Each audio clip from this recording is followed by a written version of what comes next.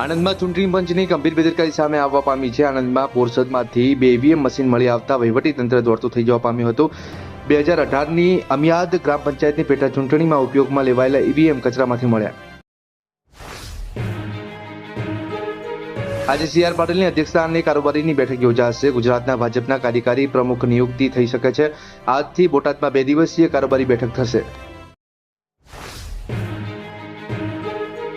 વહી જો રામ રચી રખા. ચૂંટણીમાં અયોધ્યાની હારની યાદ અપાવી અખિલેશે કર્યા સંસદમાં પ્રહાર. પીએમ મોદીએ આજે લોકસભામાં આભાર પ્રસ્તાવ પર ચર્ચાનો જવાબ આપશે.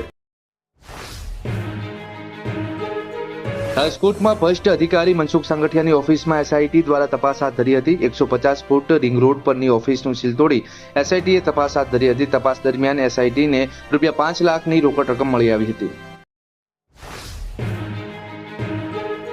ગુજરાતમાં છેલ્લા 24 કલાકમાં 217 તાલુકાઓમાં મેઘરાજાની ધમાકેદાર બેટિંગ કરી હતી. રાજ્યમાં છેલ્લા 24 કલાકમાં સૌથી વધારે વંથલીમાં 14.5 ઇંચ વરસાદ નોંધાયો હતો.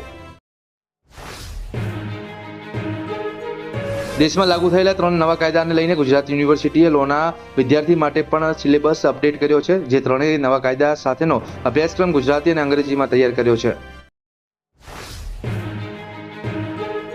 હવામાન વિભાગ દ્વારા આજે સમગ્ર રાજ્યમાં વરસાદની આગાહી કરવામાં આવી છે. તેમજ 8 જિલ્લામાં ભારેથી અતિભારે વરસાદની આગાહી કરવામાં આવી છે. તેમજ 16 જિલ્લામાં ઓરેન્જ એલર્ટ જાહેર કરવામાં આવ્યું છે.